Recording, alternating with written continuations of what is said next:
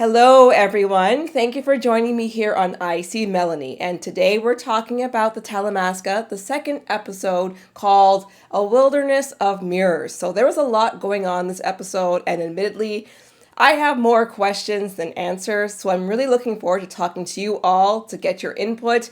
Maybe you can help clarify some things for me. I do have some theories and some things that I think are actually correct. So we'll talk about it. And if you haven't noticed, I'm wearing my Blue Jay shirt, my new Blue Jay shirt, because we won our third game in the World Series matchups. We only have one more to win. So hopefully Friday and Saturday we do win. And hopefully I'm not jinxing it now. But anyway, before we get into it, make sure you like, share, and subscribe. Also, there's a new feature called Hype Point. You can hype up a video. I don't really know how to do it, but I have had videos been hyped up before. So if you know how to hype up a video, please hype this one up, okay? So let's jump into things. FYI, I will be making reference to Interview with the Vampire and Mayfair Witches because Talamasca is very involved in those properties, especially Mayfair Witches. Let's talk about Helen. I do not have good feelings towards Helen. What is her deal exactly? So we know that she has tasked herself to rein in the mother house there at London because things are going awry. And we know things are kind of weird because Jasper has taken over. But my question to her is, why does she feel as though she's the person who needs to rein them in? So on Mayfair Witches, we did have interaction with the Amsterdam mother house. And if I recall correctly, I think that's like the headquarters. I think that's the head office. So why does she feel as though she's the one who needs to take on this task? I'm wondering if Helen knows Jasper. Does she know that he's the one? Or does she suspect that he's the one who took over the London mother house? Like, what is the connection between those two? When it comes to Helen and Guy, I really don't trust her, and I really wish he hadn't taken her up on this. Obviously, she was banking on the fact that this guy wants to find his mother. He's very curious, and so she took advantage of that. And of course, she's been basically overseeing his entire life, his entire upbringing. And she said that she took care of him off book.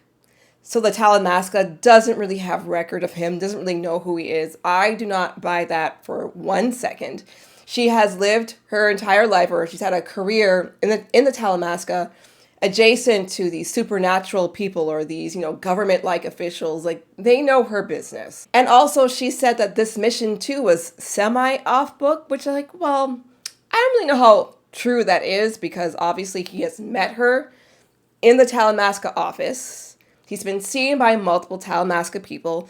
Talamasca people have been training him to get ready for this mission in London. So it's not very covert, at least not to me. And with this mission, she says that he's getting a year's worth of training in 1 week, and then he's shipped off to London. This is a guy who doesn't have a passport. He's never left the country. You send him off to do this mission. You put him in a location that's like the party town. Again, this kid is lonely. He has anxiety because he pops those particular pills. And so, yeah, you set him up basically for failure. And she's like, okay, well, if he finds the information, that's great for me. If he doesn't, I guess he dies and she'll just use the next person to do her dirty work for her. Okay, this is one theory that I think is correct. The 752. So the 752 people who have disappeared somehow, it was intimated that they were killed by vampires or demons or ghouls or witches, whatever, in the book. But obviously some of them are still alive. Right? So I think the 752 or the 752 are part of the Great Conversion. So when Daniel and Raglan first met, Raglan told Daniel that he's doing a stupid thing interviewing these supernaturals because at first they were only overseeing 900 supernaturals and now it's 1,600. So that's like 700-ish, give or take. So 752. I think that is what they're referring to. And Raglan said these people are either dead or undead. And we know that Guy's mother is alive or undead. She's not dead. So I think there's a connection there. And I think that most of these people have been dealt with by the Talamasca or some adjacent property versus these vampires and witches turning them into supernaturals like them, for the most part. I don't know. What are your thoughts? So let me know in the comments if you think I'm on the right track. Are the 752 part of the Great Conversion that Raglan talked about? I guess we'll see. I'm still kind of working out what exactly the Talamasca's mission is. What are they about? Because some of them have been pretty benevolent and some have been malevolent, or somewhere in between. So let's use some examples. So we've got Mayfair Witches. If you watch that show, there's a man named Cyprian, Sip, and he genuinely wants to keep Rowan, the main witch, safe. He really cares about her. He cares about her a little too much, actually. And then we have Rashid, who, again, I theorize is Louis' keeper. I think he has Louis' best interests at heart, so I think he's a good guy.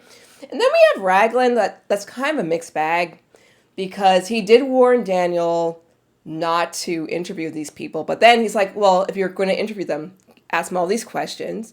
Raglan did warn Daniel to get out of the house when Louis and Armand were arguing with the big reveal at the finale. So I don't really know with him. I feel as though it's a back and forth with him. I'm not quite sure. So I'm really curious to know, like, who is funding them? Are they getting money from people like Lestat or other immortals who have tons of money because they've been alive forever? They have tons of investments. How is this all working? Like, what do you guys think? I really, really want to know. Like, what do you think is going on? Are they blackmailing these supernaturals? No idea. All questions. Barely getting answers for you guys. And how did Jasper come to take over the mother house there in London? I really have no idea. Again, questions, questions, questions. Okay, so now let's get to the Russian, Polish, Asian, exotic, sexy part of the show, which is such a terrible job they gave this poor young man. But anyway, so we see him at the spot that is close to whoever's going to be dropping off the information for him, like by that photo booth or phone booth.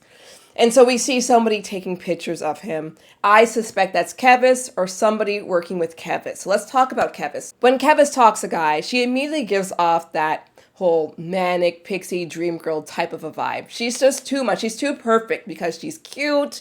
She's a little quirky. She's a little funny. She's endearing. She's everything. And she kind of even implies that because at one point she says something to the effect of, oh, someone like me usually comes in at chapter 3 and then things really kick off into high gear, right? So she knows exactly what she's doing. And obviously we know that she's working him. She's trying to get information from him. And when she goes into her bag, we see a book.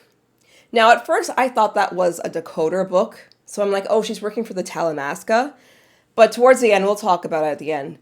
I don't necessarily think she is. I don't know who she's working for. I suspect she and Soledad, the woman from before, were working for the same organization. But is that a part of the Talamasca? Is that a competing group? I don't know. What do you guys think? So Kevas is a name I never heard of before. So I looked it up. And so Kevas translates into lamb. But contextually, it means the sacrificial lamb. And we see at the end of the show, she is sacrificed. But we'll talk more about that a bit later. Okay, so when they're on the dance floor, they're all dancing. And then we see a woman approach. And it looks like she is making eyes at Guy. But then she goes and she licks Kevas. I think that Kevas and that woman knew each other, right? And then they all start kissing each other and all that. And then at one point, the woman tells Guy something to the effect of, I wrote it down. She says, "You're in so much trouble." And everyone's kind of confused, or Kevas looks confused. Who knows if she actually is? But Guy is definitely confused. And so Kevas and Guy go back to his place. They sleep together. And while they're doing it, Kevas says that, what I wrote down, I broke all the rules. I broke all the rules. I'm a rule breaker. So it's like, okay. And I guess Guy probably thought it was, again, that whole pixie, fairy, dream girl, whatever it's called, element. Manic, pixie, dream girl. I always forget all the words in that expression. But yeah, he probably thinks it's cute. And then while he's sleeping, I believe she says, "I'm sorry." And then we see she takes off before he wakes up. So obviously I think she stole something from him. What exactly, I don't know. Maybe it was one of those hard drives or something else that could lead her to know, like, okay, this guy is Talamasca, or I don't know. What do you guys think she took from him? I think whatever's in the bag is part of it, but what that is and what that means, I don't know. So Archie, so the man who's the fixer. So we see him go to dinner with Jasper and Mr. Owen. And they're talking, and I think either Guy overhears or we hear it audibly that Mr. Owen says that, how am I going to square this with Amsterdam? Again, going to the idea that Amsterdam is the headquarters, and whatever they're proposing, that's not going to fly, but who knows? And of course, Jasper is essentially running the show, so whatever he says goes. And so when Archie leaves and Guy follows him, you can tell that, oh, I should also mention, yes, so Jasper sees Guy, and so now he knows there's another like clairvoyant, another mind reader who's close by, but Guy follows Archie. And at first Archie looks like, oh, why are you following me? And then eventually you can clearly see that Archie wants Guy to follow him for whatever reason right now we do not know. So we see him go up the fire escape. He goes into the house or to the loft. And then we see him fighting with a woman who we don't know who that is at this point. And I wrote what they said down. So Kevas says, what the hell are you talking about? And Archie says, give it to me now. So whatever Kevas stole from Guy, I'm sure that's what they're referring to. But she didn't want to do it. And so when Guy sees a commotion, he wants to go and save this woman who's in distress. And we see that Archie has his throat slashed, and Kevas is hanged. And side note, a little macabre, like grammar lesson here. So many people say hung. And when it comes to asphyxiation like that, it's hanged for the past tense. It sounds weird, but it's actually hanged. So she's hanged. So I'm suspecting that she slashed his throat and then she hanged herself. And so again, thinking about Soledad, she jumped in front of a train because she's like, I'm not going to have you guys attack me. I'm not going to have you guys kidnap me and torture me and get the information out of me. If this secret is gone, like I'm going to die trying to protect it, or I'm going to die. I'm going to be the sacrificial lamb for who exactly, I have no idea. So Archie, I'm sure, is going to bleed out. He's going to die. And he, before he's gone, or he's dead, he tells Guy to look in the bag, or it's in the bag, or something like that. And I understand Guy, again, he's a fish out of water. He's been tasked with this crazy thing. He gets the hell out of there. He doesn't have the chance to look at this bag to see what's going on. I wish he had, but I do understand that he left. And so we have our next week's episode to hopefully get some answers. So yeah, I'm really curious. I really want to know, who is Kevas? Who is she working for? What does she want? What is the Talamasca's main objective? How and why did Jasper take over? Who is funding them? What is going on? What's going to happen to my guy? I want him to be safe. I want him to be spared. He doesn't deserve this. So tons of questions. Again, I have barely any answers for you.